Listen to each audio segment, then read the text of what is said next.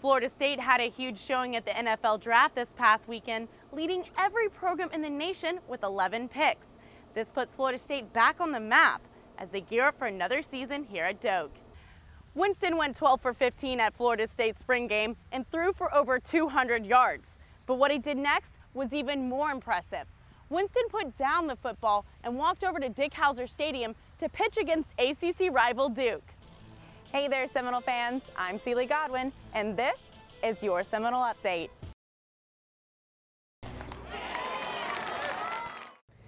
I'm standing here at the Seminole Softball Complex with senior pitcher Monica Perry. Monica pitched a no-hitter against Tennessee State earlier this season, and now I want to see if I can take her on. Monica, what's your favorite pitch? My rise ball. Why is that? That is the pitch I can rely on the most to get a swing and a miss. Do you think I can hit it? I don't think so. Let's try it out. Graduating seniors don't have to leave Doak just yet. In fact, if you graduated within the past 3 years, you can still cheer on the Garnet and Gold for a discounted price. For a view like this, you only have to dish out $220. Good morning, everyone, and welcome to sports. I'm Cealey Godwin. Florida State and North Carolina State playing two today, one in baseball, one in softball in the ACC title game. We'll get to that in a moment, but first, the baseball team in a top 10 battle with the Wolfpack. Weaver hitting some trouble in the fourth. Bryden Adams cranks it back up the middle. That's going to cost the Noles 2 more runs. 3-0 NC State. In the eighth, John Nagowski, the North Florida Christian alum, sends a shot to the warning track. Robbie Gould making that score, but that's all the Noles get at the plate. The Wolfpack takes game 1 of the series 3-1. FSU baseball has backed themselves into a corner. The Noles need to win the next 2 games against Clemson. They want their 7th straight Atlantic Division crown. Luke Weaver is going to be on the hill. Weaver making it look pretty darn easy. He had 6 strikeouts in 6 innings. And the Noles bats came alive early. DJ Stewart doubles to left with a man on. Brett Knupp reaches third, Stewart on second. The Noles in business with Marcus Davis up next to the plate, and he delivers. Single to right, 1-run score, and here comes Stewart, stretching it home plate, and he is safe. 2-0 Noles. Sticking with baseball, let's move over to the high school diamond. Childs continues their remarkable run. The Timberwolves in Fort Myers just 2 wins shy of a Class 7A state title. It's hard to miss Yashira Delgado on the Florida State court. With every shot and every assist, she's a force to be reckoned with. In only her first year at Florida State, Yashira, better known as Cheetah, is a star on the women's basketball team. Delgado goes into the tall trees, off the glass and in. She kicks the glass. People are always like, Cheetah, take a picture of you, Cheetah. I mean, she's kind of famous. I love Cheetah. She is somebody that really moves so well laterally and can move the ball equally as fast, and I think that makes her exciting. The junior point guard has racked in more than 100 assists so far this season. She also stands as one of the top rebounders for the Noles, even at the height of 5'2". But despite her success on the court, she's dealt with a personal tragedy off it. At first, I was young, it was hard, and I was, of course, upset about it. Cheetah's dedication in the game brought her here, all the way to Florida State. But in 2009, that all could have changed when her mother, Marianne, passed away from breast cancer. When she first passed away, I just asked why, and I didn't understand, but I grew up going to church, and constantly my grandmother, my dad, they tell me it happens for a reason. Cheetah's mom battled for more than 5 years. She went through chemotherapy and surgeries. Her strength during her treatments inspired Cheetah to continue to play. She used to go from chemotherapy, and no matter what time she came out, no matter how she felt, she was there regardless, and it really showed a lot to me. After the death of her mother, Cheetah turned to her family for support. Together, as a family, they began to heal. Basketball came back into her life with the help of her father, Felix. It was Felix who taught her the game. He also gave her the nickname. My dad thought it was from Yashira, as in Cheetah, and then since I was playing basketball and I was pretty quick, people just started calling me Cheetah. I grew up going to the park watching my dad play since we were really young, And it was just a lot more competitive, more physical, playing with guys. I was always a lot smaller, so it just made me better, made me quicker, and then coming out to play with girls when I had to around the middle school age, it was a lot easier. By playing with boys, she gained a competitive flair.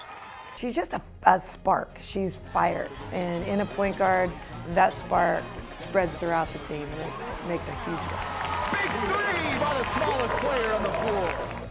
Cheetah wasn't recruited by Florida State out of high school. Instead, she went to the University of Arkansas. After one season, she transferred to Hillsborough Community College. That's where the number 5 caught the eye of Coach Sue Semrau.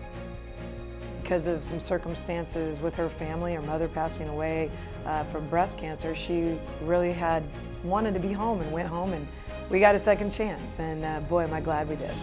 Cheetah is one of the reasons that FSU is an NCAA contender this year. The glass it in for Delgado. I mean, I just go out and play my hardest every game, come out to practice and do what the coaches want me to do, and hopefully the rest of the team does the same, and we go out there and win and just make it far. Every time Cheetah hits the court, she remembers who she plays in memory for. She plays for the name closest to her heart. I'm Cealey Godwin for Seminole Sports Magazine.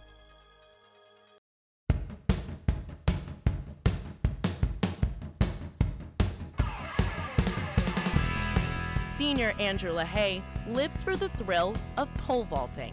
An avid athlete in high school, he excelled in football and track. But pole vaulting was a true challenge.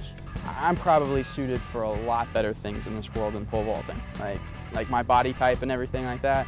But I like it. I think it's fun. It's a challenging event for me, and there's so many things that I can keep learning about it. The rush, too, that you get, it's hard to duplicate that. LaHaye has made his mark not only in the ACC, but at the national level as well. He finished 9th at the NCAA championships last season, and a year later, he's showing huge improvements. He always shows something that's very important as a pole vaulter, that it's determination to get better. He loves the pole vault. He loves the adrenaline rush. You know, he's constantly working to get better. I've never seen any man like improve himself on everything he does. He's probably one of the most explosive pole vaulters I ever know, because man, that guy can jump very high and lift a lot of weight. I'm not the tallest pole vaulter in the world, so you have to be a little bit more fearless than others, and you have to be a little faster, you have to be a little stronger. You have to be just a little bit better on the other, the things that you can control. Pole vaulters need to be both fast and strong to clear the crossbar. In order to make a successful jump, they need to understand the physics of the vault. So pole vaulting 101 is you run as fast as you can, and you take off into the box, and the pole is at this angle. And your goal is to get the pole to a vertical angle. And when that happens, that's when you go high. When I step on the runway, I focus only on, the balance in my run and having good rhythm. I just look down the end of my pole and just focus on the runway, and then I kind of bend it just a little bit, and I lift it up, and you rock back and forth. It's all about finding the rhythm in your run.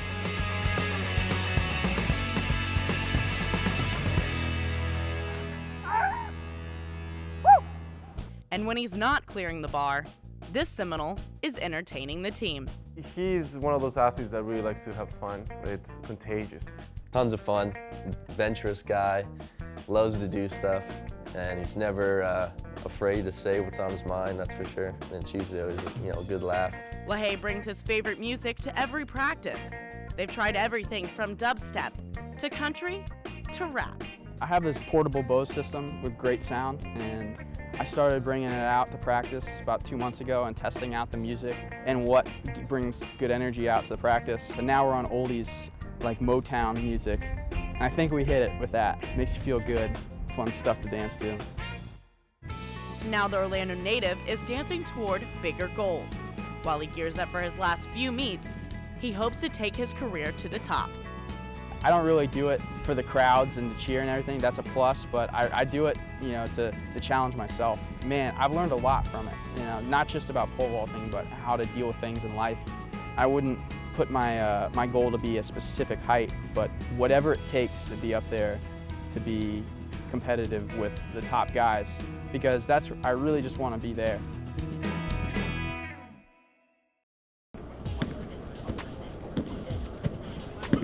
The drills, the weights, the tackles. It's not time for another football season, it's Pro Day. More than 30 athletes participated in one of the biggest pro days in Florida State's history. The goal? To play professional football. Well, I'm very proud and happy for guys, and you get to see a lot of their dreams come true, and they get the opportunity to go play at the next level what they want to do. The Seminoles are put through a series of tests. Hand and arm spans, heights, and weights were all recorded. 6022. After a rundown of the pro day schedule, the men made their way down to the familiar stomping grounds of Bobby Bowden Field. The pressure put on in more ways than one. They're all going to work out before the draft at some point, and that's the main thing. Then they got to remember, and then do what they can do and show these folks mentally and attitude-wise what they would be as a teammate and as a guy in their organization. This will be the last chance for the former Noles to display their talents before next month's NFL draft. Teams from all over the country are seeking new talent. The former Seminoles are ready to impress. Scouts all know we can play. They've seen tons of tape on us, so you are what you are on film. But I think the biggest thing that you can do, don't shy away from competition, don't shy away from being, being up against the other great talent in the draft. Linebackers, tight ends, receivers, and running backs line up for the first event, the 40-yard dash. Athletes run 2 heats before moving on to cone drills, bench press, and tackling. A slight rain earlier in the morning made the ground slippery, but with shorter steps and turns, the players recorded strong times. I try to show a little quickness, little technique, just position drill. We do this every day at practice, it's nothing really major.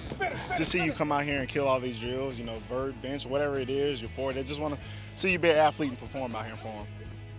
13 players had already experienced the Combine in Indianapolis, the most since 2001. Returning to Doak relieved some of the pressure, and with Coach Fisher's support, the guys felt even more at ease. It was cool kind of seeing him take a back seat and kind of encourage guys. He's always the guy, he always says, I'm not coaching you, I'm not coaching the player you are now, I'm coaching the player that you can be. So he's real tough on us, and it was kind of cool just to see him take a back seat and just be the encourager today. The coaching staff at Florida State has prepared these athletes for the next step in their football careers. It's been great. When I went from Florida State into the Senior Bowl, it was a really easy transition. One, because the offense we do here with Coach Fisher is the same exact offense you'll be running in the NFL, as far as the verbiage, the concept.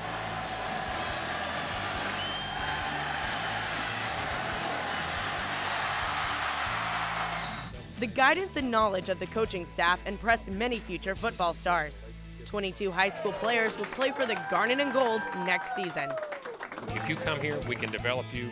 You get your opportunities. You see guys not getting in trouble. They're all graduating school, and then they're still getting a chance for the NFL. It does nothing but breed success, and that's what you want to have. Quarterback E.J. Manuel is one of the more well-known faces around Florida State's campus. At the Combine, his 40 was the second fastest for his position.